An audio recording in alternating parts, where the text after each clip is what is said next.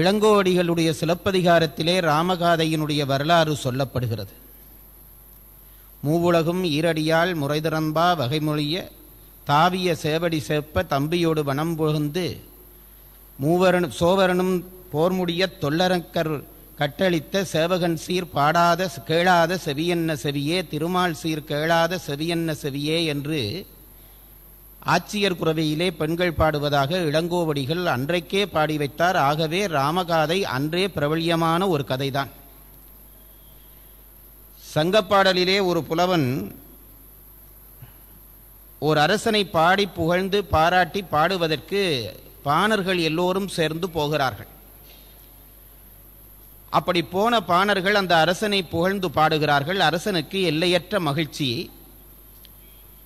அந்த மகிழ்ச்சியின் காரணமாக அரசன் அந்த பாணர்கள் அத்தனை பேருக்கும் கூட்டமாக வந்த பாணர்களுக்கு அரண்மனையிலே பொக்கிஷத்திலே இருந்து நகைகளை எல்லாம் ஒரு மூட்டையாக கட்டி பரிசாக கொடுத்து அனுப்புகிறான். இது சங்கத்திலே வருகிற ஒரு செய்தி. அப்படி மூட்டையாக பரிசாக கொடுத்த நகைகளை ஏழை பாணர்களுக்கு அதிலே என்னென்ன இருக்கிறது என்று பெரிய ஆர்வம். யாராவது பரிசு தந்து விட்டால் அதிலே என்ன இருக்கிறது என்று காண்பதிலே ஆர்வம் இல்லாதவர்கள் இருக்கிறார்களா? கொடுக்கப்பட்டவை நகைகள், பொன்னகைகள். இதை என்னென்ன நகைகள் கொடுத்திருக்கிறார்கள் என்று பார்க்க வேண்டும் என்று அந்த பாணர் கூட்டத்துக்கு ஆர்வம்.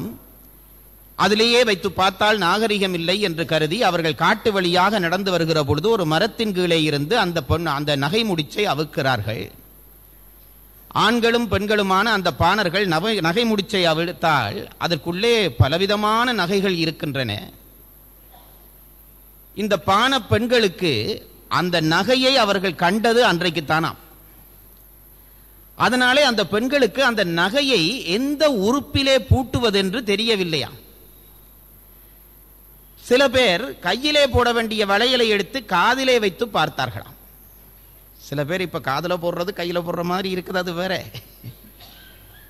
வேறு சில பேர் இடுப்பிலே கட்ட வேண்டிய ஒட்டியானத்தை கழுத்திலே நகை என்று நினைத்து போட்டார்களாம். இப்படி அந்த நகையை எங்கே பூட்டுவதென்று தெரியாமல் அந்த பாணப்பெண்கள் மாறி மாறி அந்த நகையை பூட்டியதை சங்கப்புலவன் சொன்னான். சீதா பிராட்டியார் ராவணனாலே கடத்தி கொண்டு போகப்பட்ட போது தன்னுடைய நகைகளை எல்லாம் முடிச்சாக கட்டி கீழே போடுகிறார். அது கிஷ்கிந்தையிலே விழுகிறது. கிஷ்கிந்தையிலே இருந்த குரங்கு பெண்கள் அந்த நகை முடிச்சை அவிழ்த்து பார்த்து அந்த நகைகளை எங்கே பூட்டுவதென்று தெரியாமல் பூட்டியது போல் இருந்தது இந்த பாணப்பெண்கள் செய்த செயல் என்று ராமாயண கதையை சங்கப்பாடலிலே சொல்லி இருக்கிறார்கள். ஆகவே நமக்கு தெரிந்து கிட்டத்தட்ட ஒரு 20 நூற்றாண்டுகள் நமக்கு தெரிந்து, அப்ப தெரியாமல் எவ்வளவு காலம் இருந்திருக்கும். ராமாயணத்துக்கும் நமக்கும் உறவு இருக்கிறது. அதை நாம் முதல் தெரிந்து கொள்ள வேண்டும். எத்தனையோ பேர் எத்தனையோ முயற்சி செய்தும் ராமாயணத்தை தமிழ் மக்கள் தங்களுடைய வாழ்வின் ஒரு அங்கமாக இருப்பதை விட்டுவிடவில்லை. இன்றைக்கு வரைக்கும் போற்றுகிறார்கள். கம்பனை எரிப்போம் என்று சொன்னவர்கள் கூட கம்பன் விழாக்களிலே பின்னாளிலே கலந்து கொண்டார்கள். அது கம்பனுக்கு கிடைத்த ஒரு வெற்றி. இந்த ராமாயணத்திலே இருந்து சொல்வதற்கு விடயங்கள் கோடிக்கணக்கிலே உண்டு. அதற்கான அறிவும் எனக்கில்லை, காலமும் எனக்கில்லை. ஆகவே சில விஷயங்களை மட்டும் எடுத்துக்கொண்டு இந்த முறை உங்களுக்கு சொல்லுகிற வாய்ப்பை ஐயா அவர்கள் கொடுத்தார்கள். என்னால் முடிந்த அளவு சொல்லி இருக்கிறேன்.